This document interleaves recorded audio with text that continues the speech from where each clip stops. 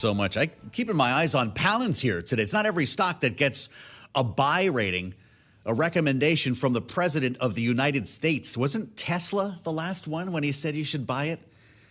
Palantir, he even put the ticker in the post on Truth Social, up 4% now to top $133. It's been lumped in with the whole SaaS apocalypse, but maybe the president will find a way to get out of this. I should note, speaking of the president, we're going to turn to Capitol Hill next, but a word from the White House, we just heard from Tyler, that they have decided to call the pool. They're assembling the press pool right now for some reason. Getting back to our conversation, the president has no public events on the schedule today. So if he decides to walk into the briefing room or invite reporters into the Oval, we'll bring you there. As Congress comes back to town, Senate today, House tomorrow. You don't need me to tell you they've been gone for 2 weeks. And, well, TMZ has been very busy trying to follow them around to Chef Mickey's and all the other places they've been going. I think that might have been the last time I talked to Nathan Dean, as a matter of fact, because despite 2 weeks of deep thought, time with family, no town halls, the Department of Homeland Security is still closed. It's been 58 days, DHS closed in the middle of a war with Iran. Now, there was a big deal. Remember this? The president was going to figure it out through reconciliation, that which couldn't be passed by Congress. The House going to come back, pass that Senate bill that funds everything but ICE. Then they do the rest in reconciliation. Is that still the case? People leave for 2 weeks, they come back.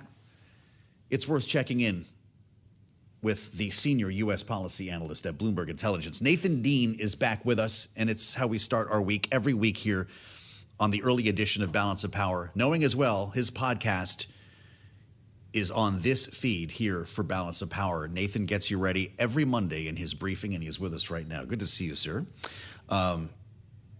58 days. President says he wants reconciliation on his desk, I think by the 1st of June. Yep. I don't even want to ask you any leading questions. What is about to happen when all of these people get back in the same room? So, there's this two-pronged strategy that's coming out from Senator Lindsey Graham and also from GOP leadership, and that is prong one, reconciliation 2.0, is focused on DHS. Yep. Think of it around $80 to $100 billion. Now, for those of us in the markets, it doesn't excite us all that much. We're talking about DHS appropriations for a number of years. Again, really not much of the investing side. But prong number two, so think reconciliation 3.0, is grants for the Save America Act. And more importantly, for those of us in the markets, is this idea of $350 billion for defense, and also the Obamacare changes, the tax changes. So where we think this is going is that if Republicans can keep this straight and narrow, and this is what Senator John Thune wants, is that if it's limited just to DHS funding, we think it can get over the line. Okay. But every lobbyist, every single policymaker in this town, and the House Freedom Caucus specifically, is saying, let's not do this two-pronged approach. Let's try and get everything attached to it. Boy. Next thing you know, if that blows up into $1 trillion package, which I don't think it will be, but call it maybe $500 billion. If that balloons up, then things get a little bit more difficult. And if prong one goes forward, prong two, meanwhile, has to go between September 30th and January 3rd. So either right before the election or during the lame duck, odds of that actually start decreasing. Wow. So they want to put this all together into one big reconciliation plan. That's interesting. So let's just take these one at a time. Yep. At the moment, everyone in DHS is getting paid, correct? That's through Senator Mark Wayne Mullen used One Big Beautiful Bill money to pay for it. So ICE, which also has lots of money through the Big Beautiful Bill, is in pretty good shape. TSA is getting paid, Coast Guard, FEMA, they're all getting paid. Yep. So exactly what would this do to fund everything but ICE in this case? This would just basically move the money to a formal budget line as opposed to playing around with a slush fund. Correct. Okay. And, also it sort of takes away, not that the Democrats would ever sue over this, but what President Trump has done here and what the administration, there are some thoughts out there, and look, I haven't done the analysis, but there's some thought out there that, Congress has the power of the purse here. Yeah. There could potentially be a lawsuit. Now, in this case, the Democrats wouldn't go there, but, by paying exactly. people out but of there's this idea that, look, appropriations is appropriations. Yeah. And they took the One Big Beautiful Bill, they're moving some money around, and look, for every money that they're spending on DHS is money that they're not using originally intended for the One Big Beautiful Bill. So I think they'd rather have, they get everything just solidified, get Congress to actually pass it, and move on. But again, from those of us in the market, what we're most thinking of right now is the defense money, the $350 billion tied to defense spend.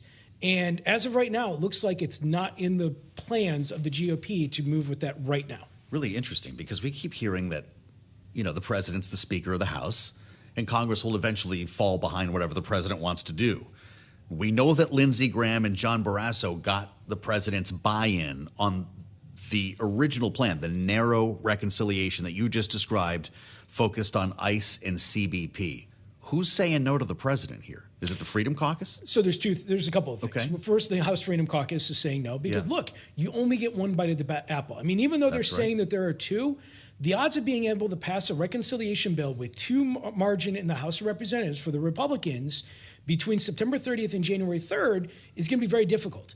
I mean, you already have people thinking about the midterm elections here, and this idea that if you get something that balloons up to $500 billion, $600 billion, or whatever, Obamacare changes, tax changes, we haven't even talked about deficit impacts. We have fixed income traders calling in and saying, do you think there's deficit impacts here? Budget hawks will be included, and where I'm going with this, it gets messy. So right now, if the Republicans can keep it clean, tied to DHS, then you take away a lot of this, news cycle that we're talking about. Sure. But then again, there's a lot of Republicans here and a lot of lobbyists who are like, look, show me my love. And that small, narrow bill doesn't do that. We haven't talked about the supplemental. Would that go into the second reconciliation plan? This, I believe it's $100 billion that would be needed for the war. They brought that number down, all reportedly. There's no formal request yet. What are you hearing? So, right now, I think the anticipation is that it's not included in the reconciliation bill. It'd be a standalone. It would be a standalone. Okay. And look, this is where they're going to have to be flexible. Things are going to have to be fluid. But if you say that there's $350 billion in reconciliation, call it another $100 billion in defense, or at least in terms of like a standalone bill, that's $450 billion to the defense industry. Most of that is tied to munitions and anti-missile and counter-drone, which favors Lockheed Martin, RTX, and Northrop Grumman. And so, our view is on the standalone bill is that, look, there are going to be some very difficult questions asked by lawmakers, even on the Republican side, before they decide to approve this. So I would consider that more of a third quarter fight. Okay. Let's just see where that goes.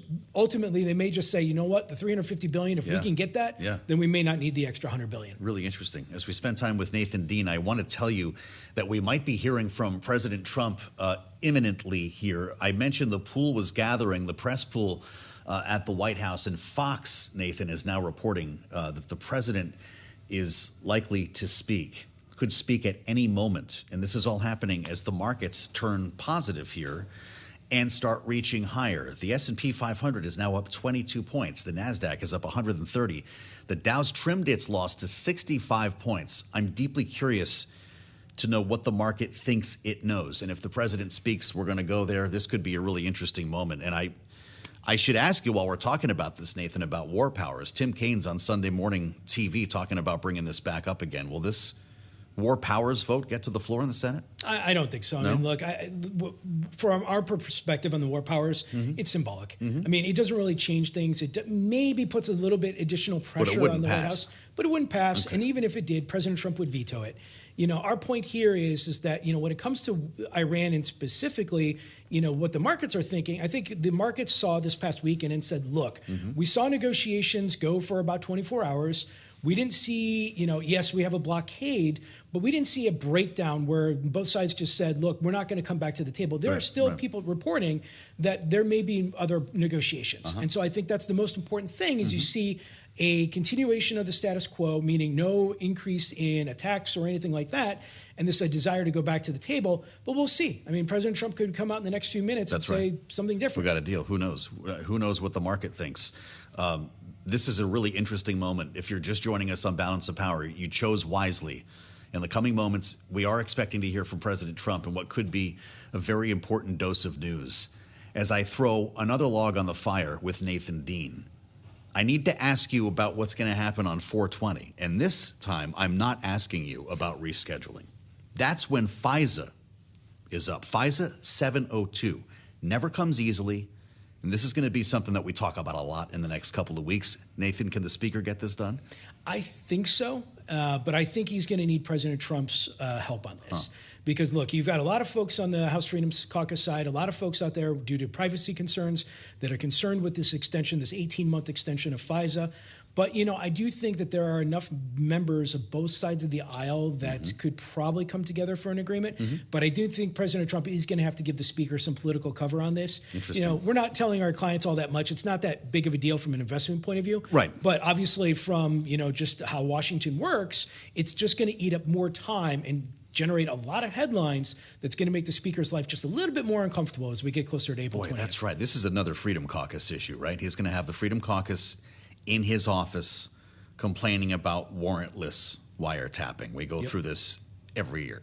And just remember, the Freedom Caucus did cause a hiccup when, the Senate jammed the House with the DHS funding. That's it said, correct. We're going to do what we've done 1,000 times before is jam the House. And the House came back and said, no, we're not doing it, which is why the DHS still hasn't been funded. So I would certainly point out that even though I think FISA will be extended, the House Freedom Caucus is beginning to flex its muscles right now, and that flex may continue into April 20th, so stay tuned. Really interesting. Great always to spend time with Nathan Dean. If that doesn't set the table for you, they're coming back tonight and tomorrow night. Everyone will be here by the end of the day on Tuesday, and it's time to go. Nathan, thank you, as always. Bloomberg Intelligence, he's the best of us here in our D.C. Bureau. I'm Joe Matthew. Thank you for joining us here on the Monday edition of Balance of Power. The gears are turning. The plates are shifting.